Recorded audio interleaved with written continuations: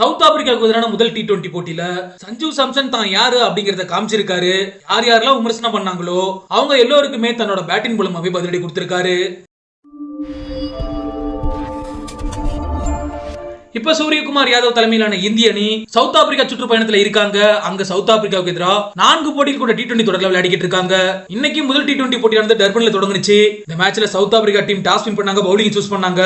இந்தியாவோட தொடக்கம் கொஞ்சம் மோசமா தான் இருந்தது. அபிஷேக் சர்மா 7 ரன்களை வெளியேற இன்னொரு தொடக்க வீரரா கிளம்புறாங்க சஞ்சு சாம்சனை பொறுத்தளவுக்கு ஆரம்பத்துல கொஞ்சம் பொறுமையா தான் தொடங்கினாரு. கொஞ்சம் இந்தியா தடுமாற ஆரம்பிச்சாங்க. பவர் பிளேல மொத்தமாவே 28 ரன்கள் மட்டும் தான் எடுத்திருந்தாங்க. என்னடா இந்தியா தடுமாறாங்களே அப்படின்னு நினைக்கும் போது அங்கதான் ஆக்சிலேட் பண்ண ஆரம்பிச்சாரு சஞ்சு சாம்சன். அடேங்க அப்பா, 4வது திசையிலையும் பறக்க விட ஆரம்பிச்சாரு. ஒன்டவுன் வந்த கேப்டன் சூரியகுமார் யாதவ் 17 பந்துகளில் 21 ரன்கள் எடுத்து விக்கெட் பறி கொடுக்க, என்னதான் சவுத் ஆப்பிரிக்கா இன்னொரு ரன்ல விக்கெட் எடுத்துட்டு இருந்தாலும் கூட சஞ்சு சாம்சனை ஒண்ணுமே செய்ய முடியல. மனுஷன் தெறிக்க விட்டுக்கிட்டு இருந்தாரு. சஞ்சு சாம்சனோட பார்ட்னர்ஷிப் போட்டாரு திலக் வர்மா. 2 பேருமே அதிரடியை காட்ட அரை சதம் கடந்து அபாரமா விளையாண்ட சஞ்சு சாம்சன் இன்னமும் சிக்ஸர்ல தெறிக்க விட ஆரம்பிச்சாரு. 47 பந்துகளை சதம் அடிச்சாரு. சவுத் ஆப்பிரிக்காவுக்கு எதிராக இந்திய பேட்ஸ்மேன் அடிச்ச அதிவேகம் சதம் இதுதான். இந்தியாவோட ஸ்கோர் பயங்கரமா உயர தொடங்குச்சு. அந்த ஒரு நேரத்துல தான் திலக் வர்மா விக்கெட் பறி கொடுத்தாரு. மொத்தமா 18 பந்துகளை 33 ரன்கள் எடுத்து வெளியேறினாரு. இன்னமும் ஒரு கடைசி வரைக்கும் இருந்திருந்தா மேட்ச் எங்கேயோ கொண்டு போயிருந்திருப்பாரு.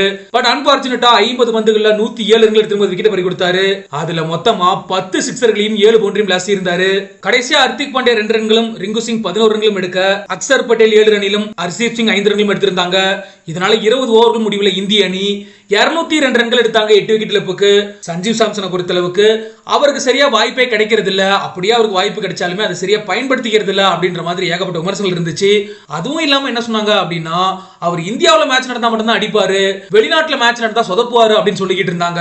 அதுக்கு எல்லாத்துக்கும் சேர்த்து வட்டியும் முதலுமா இன்னைக்கு தன்னோட பேட்டிங் மூலமாவே அதிரடியை காட்டி எல்லா விமர்சனங்களுக்கும் முற்றுப்புள்ளி வச்சிருக்காரு Sanjeev Samson. One of the best knock அப்படின்னு சொல்லலாம்.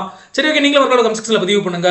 சஞ்சீவ் சாம்சனோட ஃபயர் கிராக்கிங் இன்னிங்ஸ் எப்படி இருந்துச்சு அப்படின்ற உங்களோட கருத்துக்களை.